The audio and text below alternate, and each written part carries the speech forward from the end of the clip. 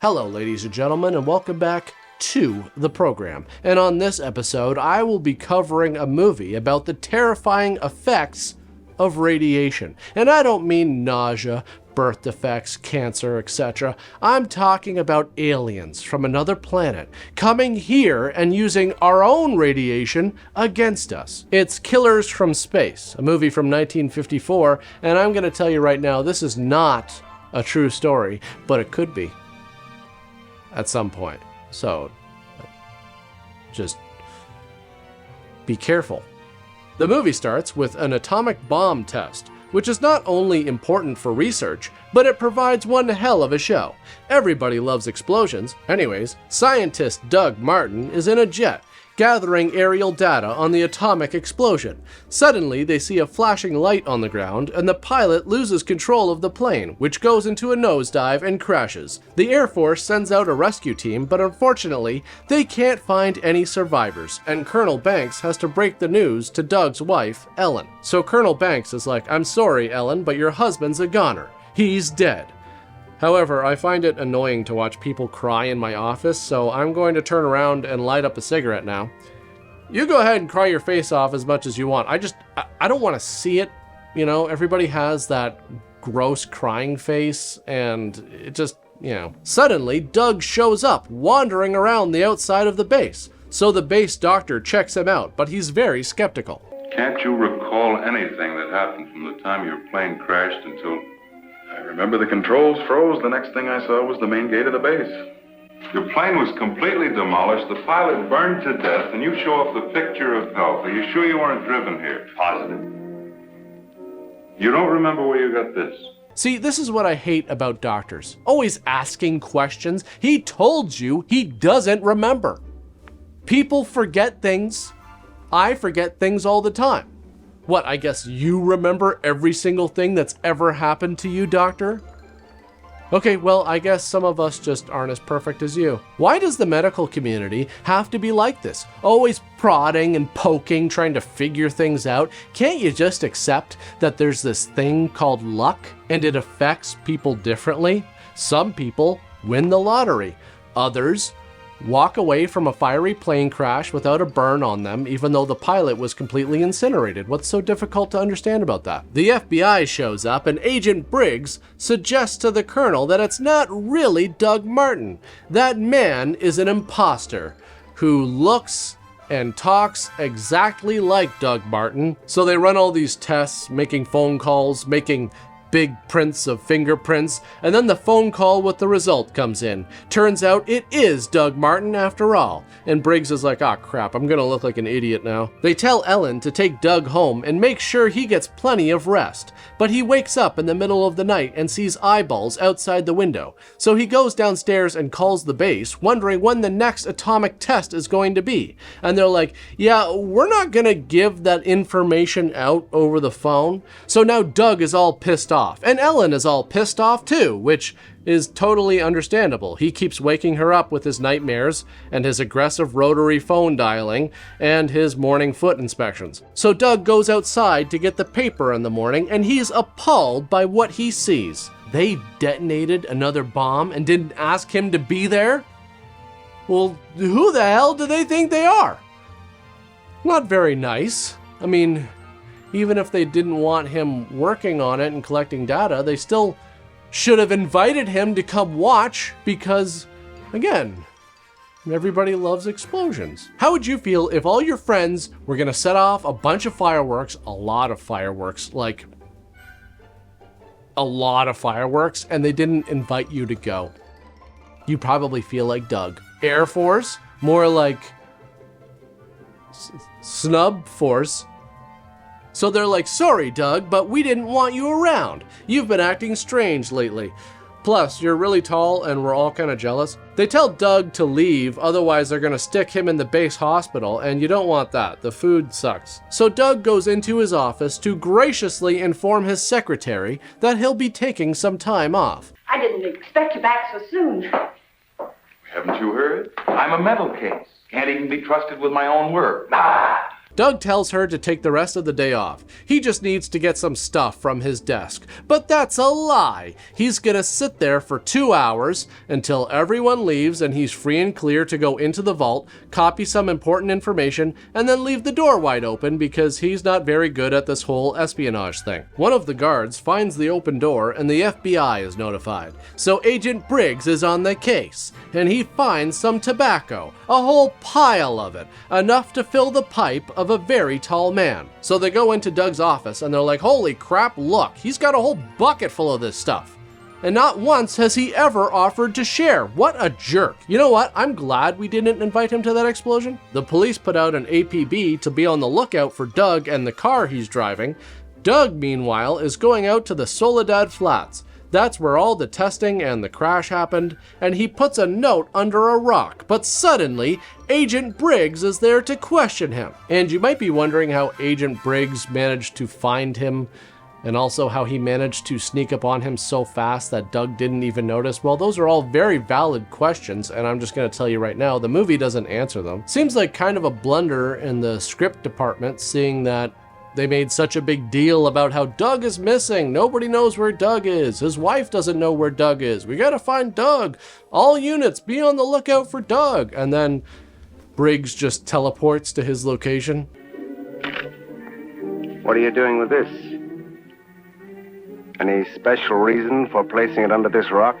But Doug doesn't have to put up with this interrogation. He's tired of answering questions. So he punches Briggs in the face and escapes. But then as he's driving, he starts to regret doing that because, you know, he's probably going to run into that guy again at work at some point, and that's just going to be awkward. He stops to get some gas at one point and considers punching out the attendant as well. Because, I mean, he's already committed battery. He might as well double down and get some free gas out of it. Doug has to leave the gas station quickly as the radio is broadcasting the APB, which doesn't really work like that, but whatever. But as he's driving, he's distracted by those damn eyes again, which cause him to crash, and he's taken to the base hospital. They're here. They're going to destroy us. It's all right, Dr. Martin. You're with friends. You'll be all right. Now let me go. Let me go. Steady now, steady, Doc. They'll kill everyone. We've got to stop them. Look, Doug, you gotta calm down. Take it easy. Nobody is trying to kill us all. You're with friends here. We're the guys dropping atomic bombs left and right, remember? You're safe. So they shoot him up with truth serum, and he suddenly remembers what happened after the crash. I always find it funny in some of these old movies to convey to the audience that the needle is going in. Instead of a close-up shot of the needle going in to show it, they just get the actor to just jam it in there suddenly. He tells them that he woke up on a table with some guys with bulging eyeballs doing some sort of surgery on him. Turns out he died in the crash and they managed to revive him and put his heart back in his chest, hence the scar, and that is absolutely terrifying. Waking up during surgery is one of my greatest fears, and this just makes it worse. I mean, these aliens clearly have some sort of advanced technology going on if they can revive him and seal up his chest that quickly, but what, the anesthesia didn't keep him under the whole time? I mean, if the aliens haven't mastered it, I can't really be 100% certain that we have, can I? Maybe that fear is completely unfounded, but I keep reading horror stories on the internet, probably because I look for them, and I probably shouldn't. Doug isn't very happy about all of this, and I don't blame him. That table looks really uncomfortable. So he's like, I want to speak to the manager, and they take him to see the leader, who kind of sounds like Martin Sheen. Who are you? A scientist, like yourself. Where do you come from? From a planet, yet unknown to you. You know my name. You speak English. We speak every language. Can't expect me to believe that. I'm getting out of here. It's funny that that's what's so hard to believe about this whole situation. He's like, all right, that's enough. I'm out of here. I mean, you had me with the whole alien scientist thing, but then you start going on about this speaking every language nonsense. How stupid do you think I am? Nobody can do that. Anyways, Doug tries to leave, but some kind of paralyzing ray stops him. So he's like, okay, tell me more about what's going on here. So the leader is like, yeah, we come from a different planet, but right now we're just kind of chilling under the Earth's crust and accumulating the energy released with each of the atomic explosions that you humans love so much. See, the sun from our solar system began to die, so everything became dark and our eyes evolved to combat that. So that's why they look like this. Don't laugh, it's not funny. Don't even get me started on what happened to our eyebrows. Anyways, we migrated to neighboring planets that were closer to the sun, all 1 billion of us. And look at what we achieved. We built this diorama ourselves. Tell me that isn't the best diorama you've ever seen. Long story short, we're moving to Earth now, so deal with it. Bitch. Doug tries to run away, but this whole place is like a giant maze. He can't get out.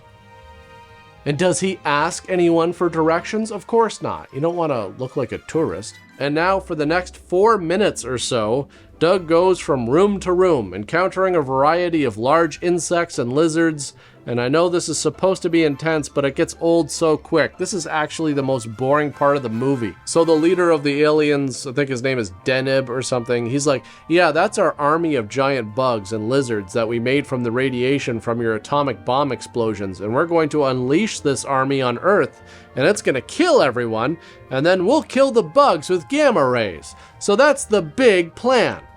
And even though there's no real reason for you to know the details, I'm telling you because, well, I'm kind of proud of the plan. I mean, it's a pretty good plan, right? To date, we have accumulated several billion electron volts as a result of your atomic explosions. Several billion. A chain reaction at this point could release enough unstable isotopes to create a new and powerful element. Might be impossible to control. True. An element that will never be known by your scientists. I can assure you the strength of this new element will be... This is a powder keg. Could go off at any minute. Is the rest of the tour gonna be like this? Are you gonna keep interrupting me? Because if you are, let me know now. You know, I don't understand why you humans feel the need to do that. It's very rude. See, this is why we don't like you. Maybe if you were a little bit more polite, we wouldn't feel the need to wipe you out. Just saying. Oh, can I continue the tour now? Thank you. God. So he tells Doug that he wants him to provide the information regarding the time and strength of the next atomic tests, and Doug starts putting the pieces of the puzzle together. You're afraid of an overload. You can't tap enough electricity wherever you get it from to control a strong enough charge. No, nuh-uh, that's not... Look, Doug, just stop being so lame, just do it. I thought you were cool. And what makes you think I'll give you any information? Because if you do, I'll let you live, and you'll get to be part of our society. You know, mingle with our women. And Doug, they'll go crazy for a guy with eyelids. They've never seen anyone blink before. You'll be exotic to them, Doug. I'm serious. Look at me. Do I not look serious to you? Doug doesn't seem too thrilled with the whole killing everyone on the planet thing, so they just hypnotize him and make him forget everything he just heard. And yes, it would have been easier if they just hypnotized him from the get-go, but what are you gonna do? They needed to blast the audience with exposition somehow. So Doug finishes telling his story, and he's like, what's wrong? Don't you guys believe me? Look, the aliens are going to destroy everything. We need to set off another atomic bomb, the biggest one we have.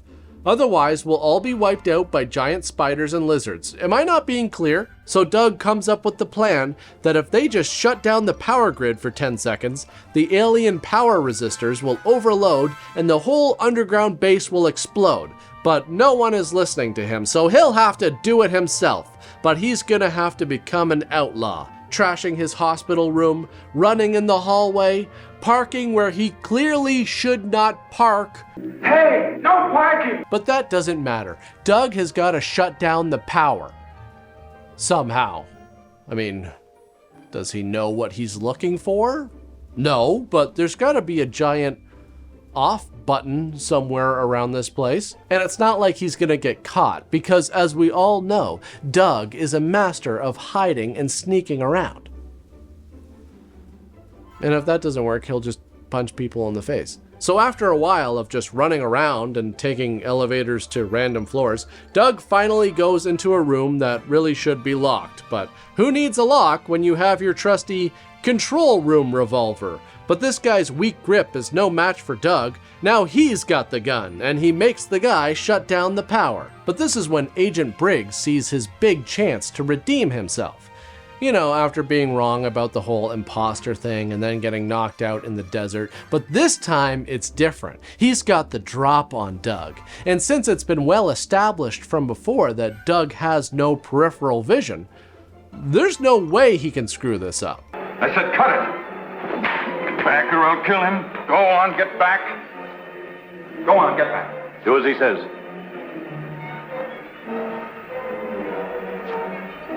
Okay, so that didn't go so well, but at least he tried. The others could have joined in, but no, instead they just stood there and watched him embarrass himself. That's nice. So the power shuts off, and after 8 seconds, there's a huge explosion, and they all run into the office to see the most beautiful sight. I mean, who wouldn't be relieved to see an atomic blast right outside their window? From an aerial viewpoint, which doesn't really make much sense. I'm also pretty sure that that shot is of an explosion that's happening in the ocean. But whatever, the point is, everyone else was wrong and Doug was right. And now that Doug has saved the world, he can start working on trying to save his marriage, because let's face it, he was kind of a jerk to his wife throughout this movie. Now, this movie had a very small budget. The makeup artist said that he created the alien eyeballs from plastic egg trays he found in his refrigerator. The alien hideout was shot in Bronson Canyon, which is where a lot of the last movie I covered was shot. And if you want to check out this movie, it is in the public domain, so you can watch it right here on my channel in the Full Movies playlist. I want to thank all of my supporters on Buy Me a Coffee, Patreon, and my YouTube channel members. I want to thank all of you for tuning in, but that's pretty much it for this one, and I'll see you all next time. It's not like it's my tour or anything like that. Maybe you want to do the tour. Do you want to take over? Do you want to tell me about all of this stuff? Because apparently you're the expert. I've actually had many surgeries, and not once have I ever woken up during them. But still, every time I'm in the operating room, I'm just like, please don't wake up. And then you wake up in that recovery room, and they ask you if you want more drugs, and it's like, what do you really expect me to say?